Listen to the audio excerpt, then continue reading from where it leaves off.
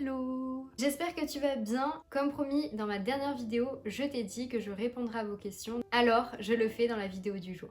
À côté de ça, j'ai très envie de combiner mes réponses avec un petit moment de peinture. C'est vraiment quelque chose qui me fait énormément de bien ces derniers temps, donc je me suis dit que j'allais également te partager ça. Avant de répondre à vos questions, j'ai décidé de consacrer un tout petit temps à la peinture justement. Ça fait quelques temps que j'ai envie de me lancer dans un projet planche de bande dessinée, en quelque sorte, pour raconter le scénario d'un objet, d'un fruit, de quelque chose comme ça au travers d'une histoire. En ce moment, j'aime beaucoup peindre des fraises, donc je me suis dit que j'allais raconter un petit peu l'histoire de ce fruit au cours d'une petite histoire. Je te présente mon matériel. La plupart de ce que j'utilise vient de chez Action. J'en ai parlé dans une de mes dernières vidéos que je te mets dans le petit i juste au-dessus de ma tête, mais également en barre d'infos.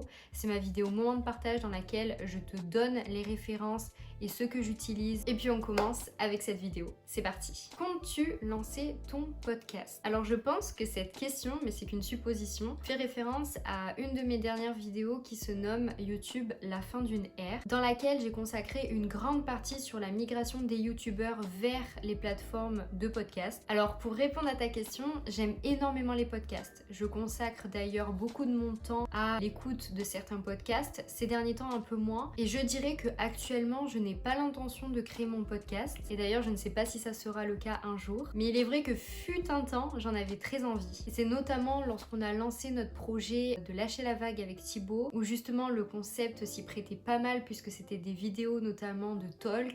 Donc j'avais très envie de transformer aussi ces vidéos en podcast. Puis finalement ça ne s'est pas fait. Et actuellement ce projet n'existe plus, donc l'envie m'est passée également. J'ai vraiment plein de projets en tête, mais l'idée de lancer mon podcast n'en fait absolument pas partie. Donc je laisse ce plaisir de créer un podcast à d'autres personnes. Comment se passent tes journées de travail depuis ton burn-out? Est-ce que tu travailles 7 heures? Moins. Pour les nouveaux ou nouvelles ici, j'ai fait un burn-out il y a 1 an maintenant. Le temps passe à la fois extrêmement vite et j'ai aussi l'impression que ça fait extrêmement longtemps que j'ai fait ce burn-out. J'ai dû arrêter ma dernière année d'études, donc je ne suis pas allée jusqu'au bout de mon master. J'ai par la suite travaillé dans le job d'été que je fais depuis très longtemps maintenant, depuis plusieurs années. Et en novembre, j'ai dû arrêter ce travail-là car j'ai eu une rechute. Et donc aujourd'hui, je suis au chômage. Mais à côté de ça, j'ai 2 gros projets, dont un que tu connais certainement si tu es sur mes réseaux, qui se nomme 27 Stories.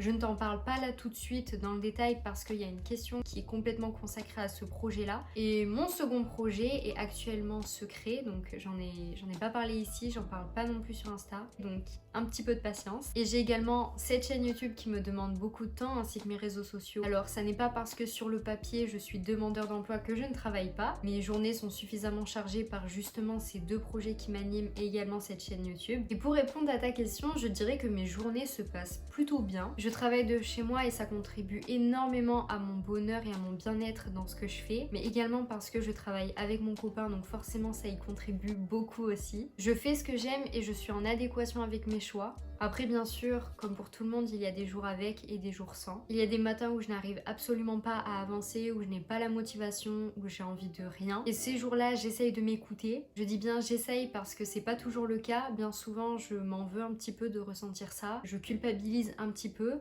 Mais quand bien même, j'essaye vraiment de me faire violence en me disant de pas faire grand chose ces jours-là, ou du moins faire des choses qui m'animent, comme par exemple peindre. Et est-ce que je travaille 7 heures ou moins? Alors franchement, j'en ai aucune idée. J'ai un rythme, on va dire, assez différent chaque jour, c'est-à-dire que je me lève à peu près à la même heure, j'attaque bien souvent le travail à 9 heures, mais la fin de ma journée varie un peu en fonction de mon énergie, en fonction de ce que j'ai à faire ou non. Et puis il y a parfois des moments dans la journée où je fais de longues pauses aussi, donc je ne saurais pas te dire si je fais 7 heures ou moins. Je sais qu'avant, le temps que je passais sur mon travail comptait énormément, donc je le notais, mais en fait je me suis rendu compte que je notais ces heures de travail pas pour la bonne raison. En fait, selon moi, c'était un besoin de me rendre compte du travail que j'avais fourni, comme une sorte de fierté d'avoir par exemple travaillé 10 heures dans la journée et non comme un repère. Et ça pour moi c'était vraiment une manière à moi de renforcer le fait qu'il fallait que je travaille beaucoup plus dans la journée. Aujourd'hui, il m'arrive de travailler par exemple le dimanche ou même les jours fériés comme par exemple le 1er mai, mais je m'autorise également de par exemple faire des balades, des sorties, de m'amuser la semaine. Et c'est aussi ça le bonheur de travailler de chez soi. Mais encore une fois, comme je l'ai dit juste avant, ma relation au travail est encore une fois assez conflictuelle, mais comme je le dis très souvent aussi, je vais et je fais au mieux pour aller à mon rythme. Je veux juste te dire que je t'aime beaucoup, que les vlogs me manquent. Et bien déjà, merci beaucoup pour ton joli mot. Et c'est vrai que moi aussi j'adore les vlogs et ça me manque beaucoup de pas en faire. J'ai toujours aimé ça, de vous partager un petit peu mon quotidien, que ça soit quand j'étais en études, de vous partager mes une semaine dans ma peau d'étudiante, quand c'était le confinement et de vous partager mes journées, ou encore l'an dernier quand j'étais à Paris, j'aimais aussi beaucoup de partager mes moments de vie. Mais sauf que là actuellement, de vlogger ça n'est pas possible pour moi. En fait avec mon copain on habite dans une grande maison avec sa famille, donc on est très nombreux. Et c'est drôle parce que moi, j'ai toujours vécu en petit nombre, et en plus de ça, je suis très solitaire. Depuis que je suis petite, j'ai toujours vécu avec mes parents, puis après j'ai vécu seule quand j'étais en études. J'ai une toute petite famille d'ailleurs, et au début de ma relation, je ne pensais pas vivre ainsi, et actuellement, je ne me vois pas vivre différemment. Donc c'est assez étrange la manière dont ça a évolué au fond de moi, et en même temps, j'adore ça parce que je me rends compte aussi que je grandis, j'évolue, je change. Et bref, revenons-en à nos moutons. Tout ça pour dire que je ne me vois pas vlogger mon quotidien actuellement. Dans l'ambiance familiale dans laquelle je suis actuellement, je ne me vois pas du tout vlogger. Mais cependant, je pourrais vraiment adapter le vlog différemment. Je n'ai pas encore trouvé la solution, je n'ai pas encore trouvé le truc idéal. Mais c'est vrai que les vlogs, ça me manque beaucoup. De partager mon quotidien, ça me manque beaucoup. Et c'est vrai que c'est un format que j'adore, donc à réfléchir. En tout cas, si tu as des idées, n'hésite pas à m'écrire ça en commentaire. Pourquoi cette récurrence de vidéos? Alors ça c'est une très bonne question. Et c'est vrai que je t'ai même pas expliqué la raison de pourquoi du comment j'ai décidé de passer à ce rythme de vidéos, sachant que j'ai mis ça en place depuis la nouvelle année, donc depuis janvier 2023. Et c'est tout simplement parce que d'une part, j'avais vraiment l'envie, l'intention d'être beaucoup plus régulière sur cette chaîne que j'ai bien trop souvent laissée à l'abandon et pendant de très longues périodes. Et or, j'adore te partager de nouvelles choses comme ces dernières vidéos que j'ai décidé de te partager où il y a beaucoup plus de recherche, beaucoup plus d'analyse.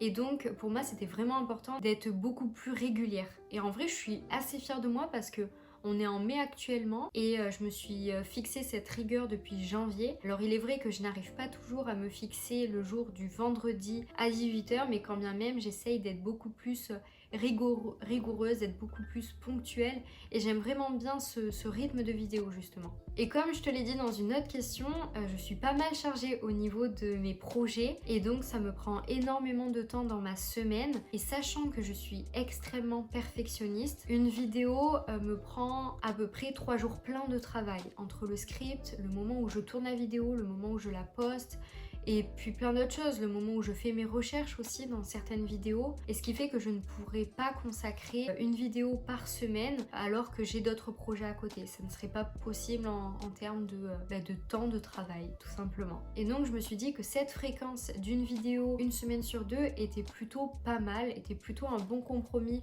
à côté de tous les autres projets que j'ai. D'un côté, je réalise mes projets, et de l'autre, je n'abandonne pas cette chaîne et vous, en quelque sorte. D'ailleurs, n'hésite pas à me dire ce que toi tu en penses en commentaire. Est-ce que c'est important pour toi que je poste beaucoup plus régulièrement comme une fois par semaine, ou bien ce rythme de une fois toutes les 2 semaines te va très bien? Dis-moi ça en commentaire. Je suis perdue. C'est vos vêtements ou un business sur Vinted? Tu peux nous expliquer ce qu'est 27 Stories? Vous faites quoi au juste sur Vinted? Comment ça marche? Alors je crois que c'est le domaine, le sujet qui est le plus revenu dans les questions, donc je vais tâcher d'y répondre tout de suite. Alors en début d'année, avec mon copain, on a décidé de se lancer pleinement sur Vinted. Au départ, c'est venu d'une volonté de vider, de faire du tri dans nos affaires personnelles. Et puis moi, j'avais vraiment envie pour cette nouvelle année de faire attention à ma consommation et aussi à ma consommation de vêtements, d'avoir un nouveau regard sur la surconsommation et surtout au niveau des vêtements. Même si je n'ai jamais vraiment été une grande consommatrice de vêtements, ça ne change pas le fait que j'ai envie de rester éveillée sur ce sujet. Et puis petit à petit, on a eu aussi envie de partir à la recherche de pépites, de vêtements vraiment rares ou des vêtements tout simplement qui ne sont pas en plusieurs exemplaires. Et donc on est parti à la recherche, on a commencé à chiner dans des brocantes, dans des vide dressing, et puis on s'est dit autant les revendre sur Vinted. En tout cas, ça c'était notre désir profond. Et puis aussi dans le but d'éveiller les personnes sur le fait d'acheter en seconde main et non pas de systématiquement passer par des vêtements neufs. Et donc actuellement, depuis peu, on a décidé de créer nos réseaux en lien avec 27 Stories, donc notre Instagram ainsi que notre TikTok sur lesquels on est vraiment très présent. Et puis sur Vinted, on propose des nouveautés tous les soirs à 18h. À côté de ça, on a de nombreux projets liés à ce projet justement, dont par exemple le fait de upcycler des vêtements pour leur donner une autre fonction, une autre vie. On est novice en couture, mais on apprend petit à petit, et d'ailleurs on est extrêmement bien guidé par la mère de mon copain qui est pour le coup très très forte là-dedans, donc c'est super. Enfin bref, voilà notre projet actuellement, il est ce qu'il est. N'hésite pas à jeter un œil à nos réseaux pour voir un petit peu ce qu'on fait. Et puis on adore parler de ce sujet, donc si jamais toi aussi c'est un sujet qui t'anime, n'hésite pas à venir échanger avec nous, on sera très heureux de pouvoir communiquer avec toi. Et puis je te mets nos réseaux juste ici et en barre d'infos, donc n'hésite pas à nous rejoindre. Et la dernière question, pratiques-tu un sport? C'est quoi ton lien avec le sport? Honnêtement, je sais pas si j'en ai déjà parlé sur cette chaîne, mais je trouve que la question elle est plutôt intéressante. J'ai toujours aimé le sport et quand j'étais petite, je pratiquais beaucoup de sport. J'ai pratiqué par exemple la natation pendant de très longues années et en compétition. J'ai pratiqué la danse, j'ai pratiqué l'athlétisme et d'autres sports comme le judo, la musculation et des sports que je dois sans doute oublier actuellement parce que j'en ai vraiment fait beaucoup depuis toute petite. Puis une fois que je suis arrivée en études supérieures, j'ai complètement arrêté. Et d'ailleurs je regrette beaucoup parce que hormis le bien-être physique que ça m'aurait apporté, je pense vraiment que avec le stress, l'anxiété que j'accumulais, ça m'aurait fait le plus grand bien de pratiquer un sport, mais bon, c'est ainsi. Et depuis peu, je me suis remise à la natation, et parce que j'adore vraiment ça, cette sensation de l'eau sur la peau, moi c'est vraiment quelque chose que j'ai toujours aimé. Enfin, rien que le fait quand je pars par exemple en vacances à la mer, j'adore vraiment aller me baigner. J'ai toujours aimé ça, d'aller me baigner dans la rivière, dans les lacs. Enfin vraiment cette sensation de sentir l'eau sur la peau. Je n'aime pas la sentir que en été lorsqu'il fait beau, mais vraiment le restant de l'année. Et d'ailleurs ça fait un peu plus de 2 semaines, voire plus, que j'ai dû arrêter la natation parce que j'ai eu un petit problème de santé, rien de grave, mais j'ai préféré mettre en pause cette pratique là pour ne pas me blesser plus que cela. Je devrais reprendre là d'ici la semaine prochaine, donc j'ai vraiment très hâte parce que je ne fais que y penser. Et concernant mon lien ou ma relation avec le sport, en réalité je sais pas trop. Je dirais que fut un temps, lorsque j'avais un objectif, on va dire physique en tête, c'est-à-dire de perdre ou de prendre à un endroit particulier de mon corps, eh bien ça pouvait vite devenir obsessionnel et je sentais que je ne prenais pas plaisir à le faire. Et d'ailleurs j'ai vraiment remarqué que lorsque mon objectif et de l'ordre du physique, j'abandonne vite. Et là, j'essaye vraiment davantage de me tourner vers le bien que ça peut me procurer. Et donc, je sais que j'ai besoin d'évacuer par le mouvement et donc par le sport. Et de reprendre la natation, ça a été comme un déclic. Déjà parce que c'est venu d'un rêve. J'ai rêvé que j'étais dans l'eau en train de faire du sport et j'ai vu ça comme une opportunité de me remettre à refaire ce sport. C'est comme si pour moi c'était devenu un déclic en tête et donc il fallait que je suive ce chemin-là. Et je vois bien lorsque je fais ma séance actuellement, je ne suis plus dans cette recherche de plus, mais vraiment dans cette recherche de me contenter à faire ce qui est écrit dans ma séance et non en faisant beaucoup plus et non en allant au bout de mes capacités. Je dirais que là actuellement, mon seul objectif c'est vraiment de me faire du bien. Cette espèce de sensation au fond de moi de me dire je suis contente d'avoir fait ça, j'ai fait de mon mieux et je suis vraiment ravie d'être allée jusqu'ici et non pas le fait de me surpasser. En tout cas actuellement c'est pas du tout mon objectif, mais je ne sais pas quel objectif sera dans quelques temps. J'en ai terminé avec cette vidéo, j'espère qu'elle t'a plu. Ça faisait très longtemps que je n'avais pas tourné de FAQ, donc j'espère que tu as été contente de me retrouver dans ce genre de vidéo. D'ailleurs n'hésite pas à me dire en commentaire ce que tu en as pensé. Et moi je te retrouve non pas vendredi prochain, mais vendredi dans 2 semaines à 18h. En attendant, n'hésite pas à me suivre sur les réseaux qui s'affichent à l'écran et sous la vidéo. Moi je te fais de très gros bisous, prends soin de toi et à vendredi dans 2 semaines. Salut!